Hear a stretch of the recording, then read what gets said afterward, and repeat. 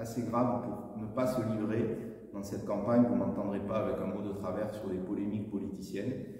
Quand dans nos Hautes-Pyrénées, on a maintenant 45% des suffrages qui se portent vers des candidats extrêmes, voilà, qui portent un projet qui est en rupture avec notre système. C'est pas un vote d'adhésion, on le sait bien. C'est pas un vote d'adhésion aux idées de l'extrême droite. C'est un vote de colère et puis surtout un marqueur d'une volonté de changer les pratiques politiques. Et on n'oublie pas non plus les abstentionnistes. Hier après-midi, sur le match troisième mi-temps, j'ai évoqué Vic-Montbourguet sur le terrain de Pouillestruz. Vous entendez des gens qui vous disent « moi je ne sais pas aller voter, les politiques sont là pour se servir avant de servir ». Voilà, on entend ça, ce Roland-là. Moi, c'est ça qui m'interpelle au cœur et qui me donne envie de m'engager, d'essayer de convaincre du contraire. Donc la situation politique, elle est celle-ci, et donc vous ne m'entendrez pas de mon travers sur mes compétiteurs, sur leur personne.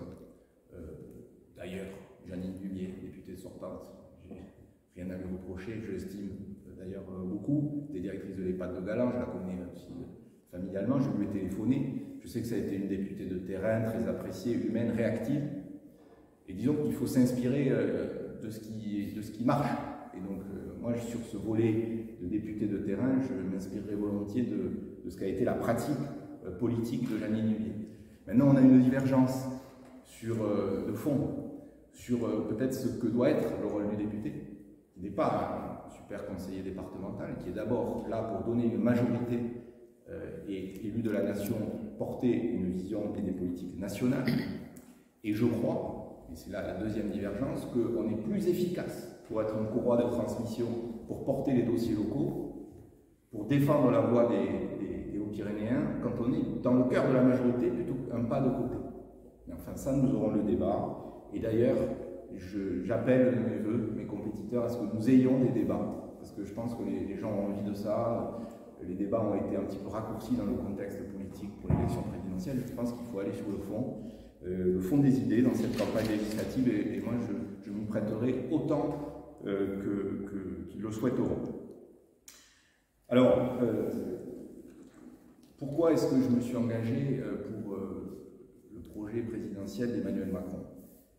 C'est un engagement ancien, je vous disais, avril 2016, d'abord parce que c'était un projet de dépassement. Je pense qu'il a compris, peut-être avant tout le monde, il a fait le constat que les clivages qui traversaient les courants de la gauche et de la droite étaient bien plus forts et structurants que finalement ceux qui séparaient le centre droit du centre gauche.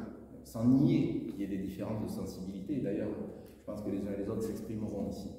Mais que dans le contexte dans lequel on était, pour le pays, pour les réformes, pour sa cohésion, il fallait dépasser ces clivages traditionnels. Et ça que j'ai trouvé très fort dans l'engagement. À l'épreuve du pouvoir, bien sûr, rien n'est facile. Toujours plus facile d'être dans la contestation ou dans l'opposition. Donc tout n'a pas été bien fait, évidemment, mais enfin l'essentiel de cette promesse-là a été tenu, et le bilan est là, et on aura l'occasion de l'égrener aussi dans les réunions publiques, mais là je veux parler d'abord projet. Pour moi il y a trois piliers. D'abord, premièrement, c'est un projet de solidarité entre les générations, c'est un projet social, de cohésion sociale et territoriale. Pourquoi? D'abord avec l'école, qui veut mettre au cœur de son deuxième mandat, avec des expérimentations, des innovations, parfois qui pourront bousculer aussi des habitudes, mais enfin, il y a une volonté d'associer, une volonté de prendre le sujet au cœur, à la source, parce que c'est ça l'avenir de notre pays, c'est l'avenir des enfants. Ensuite, c'est intergénérationnel parce qu'il y a une volonté de s'engager sur les réformes pour le grand âge et l'autonomie, des dossiers que je connais bien. D'ailleurs, j'avais eu l'occasion, quand j'étais au cabinet de Mme Bourguignon, d'échanger avec la députée Dubié qui était à la commission des affaires sociales là-dessus. Les déserts médicaux, ici, et moi personnellement, ici, on est tous confrontés à ça dans nos territoires parfois ruraux. Et là, il y a une nécessité d'avoir des soins de proximité, de qualité, avec un plateau technique adapté, des compétences, de la réactivité. Donc ça, c'est ce qui est le cœur de son projet. Et puis la gestion de crise, si preuve en a été la plus grande politique sociale qu'on ait jamais connue. Les gens ont gardé leur salaire, les entreprises ont eu le fonds de solidarité, des mesures de bienveillance fiscale et sociale pendant cette crise sanitaire, les prêts garantis par l'État. Les entreprises ont pu ainsi traverser cette crise, les salariés garder leur emploi. Ça a été un investissement très considérable, ce quoi qu'il en coûte, mais je peux vous dire que d'autres pays nous ont envié ça. Et ça a été le prix de ce qui n'a pas été, des choix qui n'ont pas été faits ailleurs, c'est de préserver la vie. Donc on dit la vie, c'est-à-dire on a sauvé des gens qui, si on avait été dans une politique plus libérale, parce que j'entends parfois ça, la présidence est libérale, tout sauf libérale, il y a eu d'abord une volonté de préserver les vies et les plus fragiles, et donc d'en tirer les conséquences sur le plan économique. Ça, c'est la première raison. Et c'est tout à fait en ligne, moi, avec mes convictions de gauche. Le Parti socialiste, parti du gouvernement, tel qu'il a pu être par le passé, je viens de là, j'ai rejoint Emmanuel Macron parce que pour moi, et je revendique cette idée, que c'est un président qui a aussi une politique de dépassement, comme je le dis. Deuxième argument, deuxième élément fondamental, c'est que c'est un projet de plein emploi. Et la valeur travail est au cœur du sujet. C'est-à-dire qu'il y a une idée simple, si on veut du pouvoir d'achat, si on veut de l'activité pour tous, il faut bien s'occuper de l'économie et du développement économique. C'est un projet de réindustrialisation. Le plan France Relance l'a montré, et ici les territoires en ont bénéficié, quelques exemples emblématiques. Et c'est la transition écologique pour la croissance. Ce n'est pas l'écologie qui serait en contradiction avec la décroissance, mais c'est parce qu'on croit en l'économie qu'on croit au développement durable. Ça, on pourra le décliner sur la rénovation des bâtiments publics, sur la décarbonation de l'industrie, où il n'y a pas un avant considérable qui a été fait, sur les transports également. Le troisième élément, qui est un élément qui va nous réunir tous ici et au-delà, c'est un projet républicain, laïque et européen, revendiqué européen. C'est pour ça que je suis content qu'on fasse cette conférence de presse aujourd'hui le 9 mai. Moi, je me situe comme quelqu'un de résolument européen. Au début du précédent quinquennat, il était un peu seul dans cette position. Aujourd'hui, on a les bombes qui frappent la démocratie en Ukraine. On voit bien tout l'intérêt qu'il y a d'être unis. Et le plan de relance européen, c'est un plan considérable. Ce qu'on pensait impossible, que l'Allemagne s'endette avec nous pour financer la relance de la zone euro, du continent européen. Donc ça, c'est absolument essentiel. Voilà. Donc ça, c'est les trois axes du projet. On les déclinera, on ira dans le détail, les réunions publiques autant que possible, on essaiera de les thématiser pour aller creuser les sujets. Et puis aussi, ce qui peut aussi vous intéresser, moi je suis ouvert aux propositions. Donc voilà, notre démocratie aujourd'hui, je le disais en liminaire, elle est fragilisée, elle a beaucoup d'imperfections, mais c'est notre bien le plus précieux. C'est notre bien le plus précieux. Donc quand on y croit, eh bien on va se frotter au suffrage universel. Moi je crois qu'on est dans une période où il y a une crise de l'engagement dans plein de domaines et qu'il faut que régulièrement, pour que notre démocratie reste vivante, il y ait des gens qui prennent le drapeau, s'engagent, aillent au devant. Donc j'ai envie de dire, après m'être occupé de la relance économique, j'ai envie de m'occuper de la relance démocratique.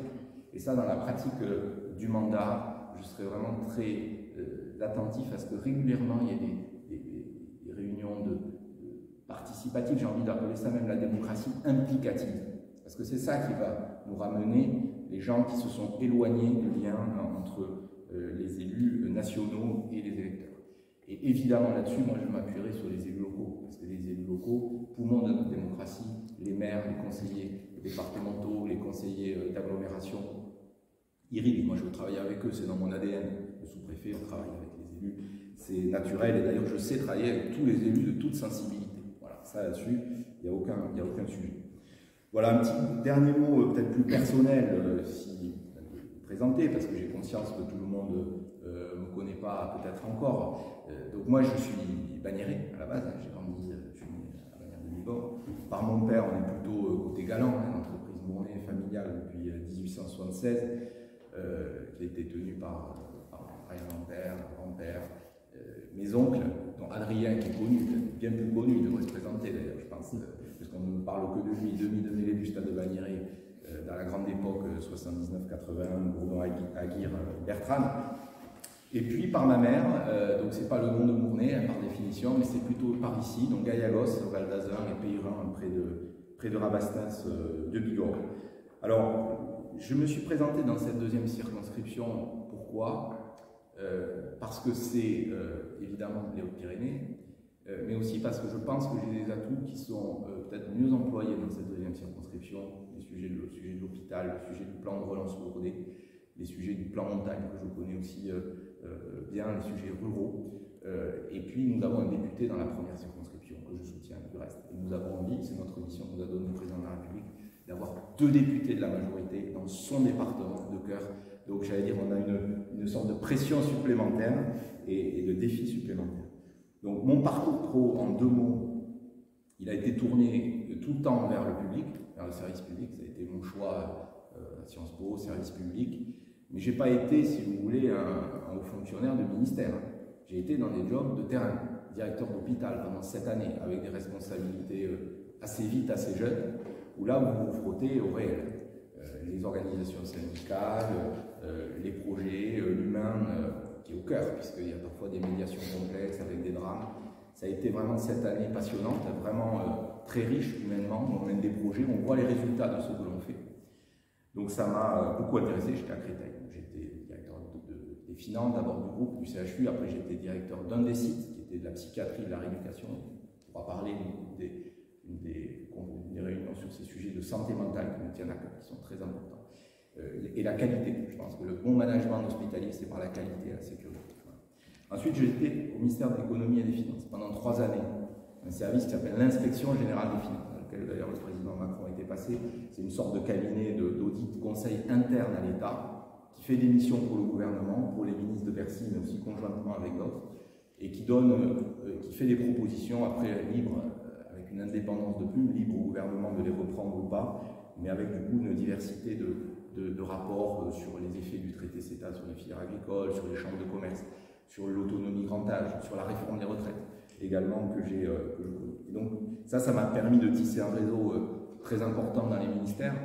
Le député, naturellement, il a accès aux ministres, mais c'est assez important aussi d'avoir accès aux fonctionnaires des ministères. Voilà. Donc ça, j'ai envoyé tout ce réseau-là au service des Hautes-Pyrénées. Voilà. Et troisièmement, ensuite, je suis parti dans la préfectorale, parce que c'est la fonction la plus politique de l'administration. On est au seuil de l'engagement. Dans ces fonctions, puisque vous savez qu'en septembre 2020, le gouvernement a nommé des sous-préfets à la relance. La mission, c'était d'informer sur le contenu du plan.